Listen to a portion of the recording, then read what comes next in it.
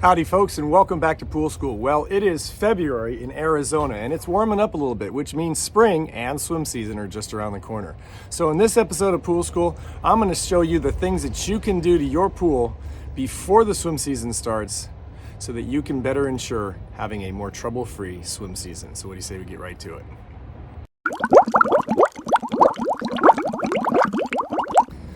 Alrighty folks, before we get started, I want to thank you once again for watching this video. Remind you to like this video if you do, subscribe to my channel if you've not done so already, and please share my channel with everyone you know who owns a pool. Also, don't forget to check out my website, poolschooler.com. It'll come across the screen right here, poolschooler.com. It's full of more exclusive, members-only content to help you save even more money servicing your pool yourself. Okay, one more thing, just a little caveat or disclaimer.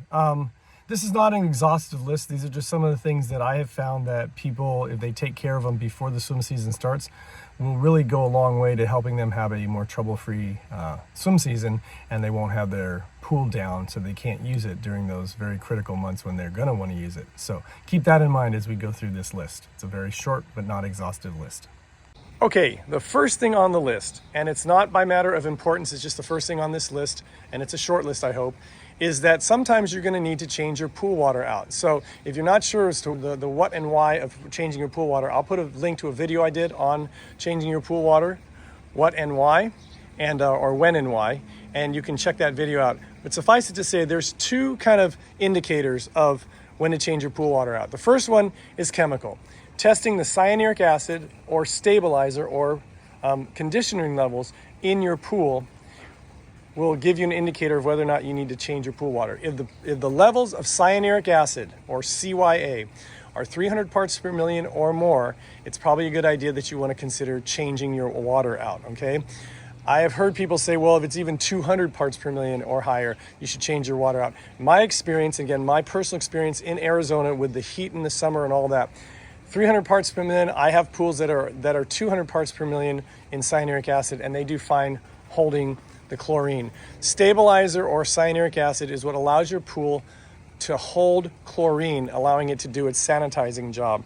Too little stabilizer or too little cyanuric acid, and it won't hold chlorine. Too much cyanuric acid, and it won't hold chlorine. So again, first indicator is if your cyanuric acid levels are 300 parts per million or more, then you're probably going to want to consider changing your pool water out. Also, if it's been 5 years or more since you've changed your pool water out, it might be a good idea to consider changing your pool water out. All right? If you want more on how to change your pool water out, I have a video on that as well. I'll leave that in the description below this video as well.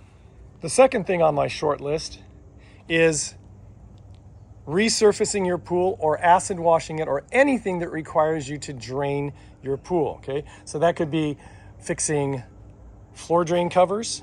It could mean if you have a pop-up system, replacing pop-up heads, replacing the sleeves of the pop-up heads. You can typically replace the pop-up heads with a tool without having to be in the pool, although it's a little trickier.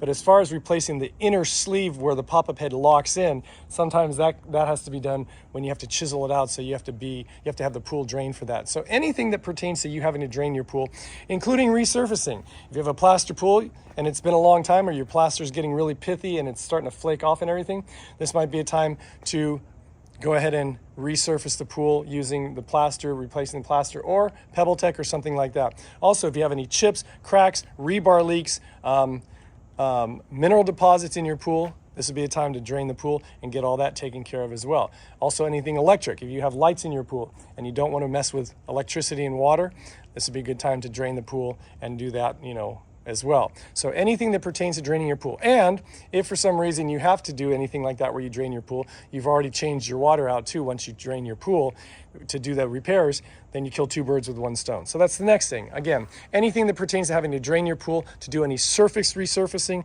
or repair or anything on the pool itself, inside the pool where you have need to drain the pool, this would be the time to do that as well. Okay, for the third and fourth thing on the list, I'm coming back to the pool equipment side of the pool.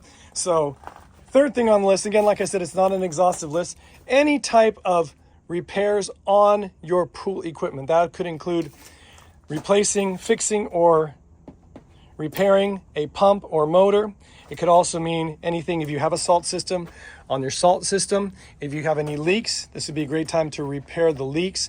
If you haven't seen my video on simple leak repair using a product that I love, please check that out. I'll put a link to that in the description below this video.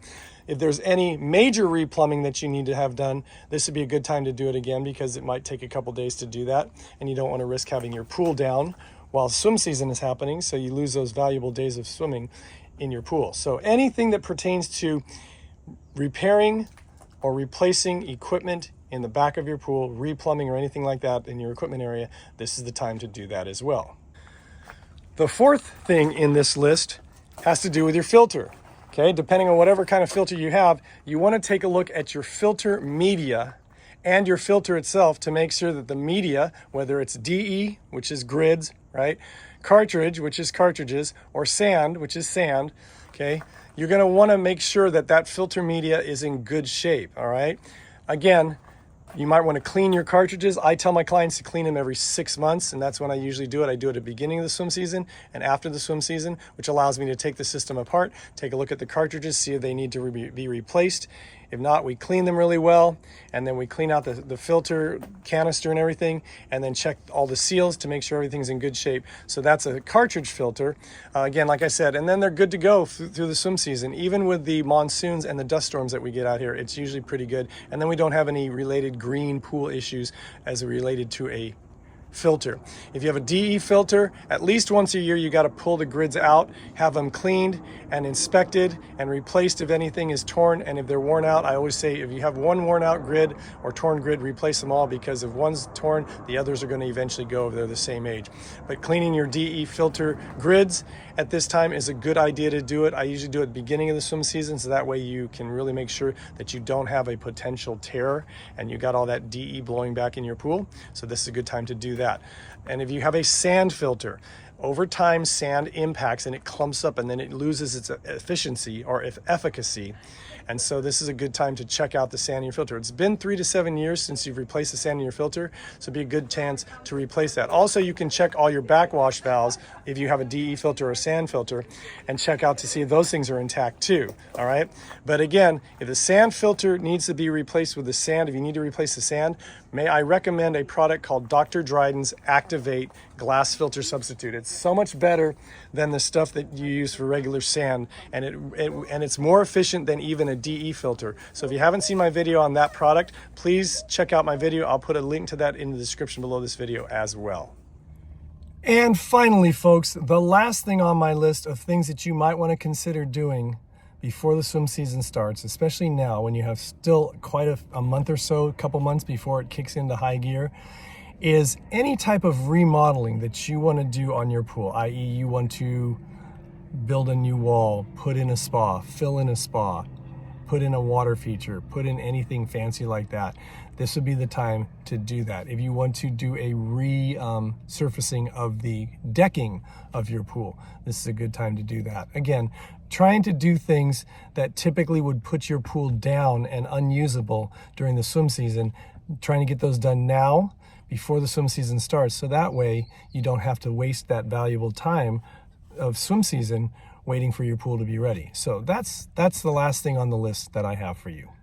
So there you have it, folks. That is my hopefully short list and understandable list of the things that you might want to consider taking care of before the swim season starts to ensure a more trouble-free swim season. I hope it made sense. If you have any questions or comments, you can always put them in the comment section below this video, or you can email me directly. My email address will come across the bottom of the screen right here. As always, it is kennypoolschool@gmail.com. Once again, kennypoolschool@gmail.com.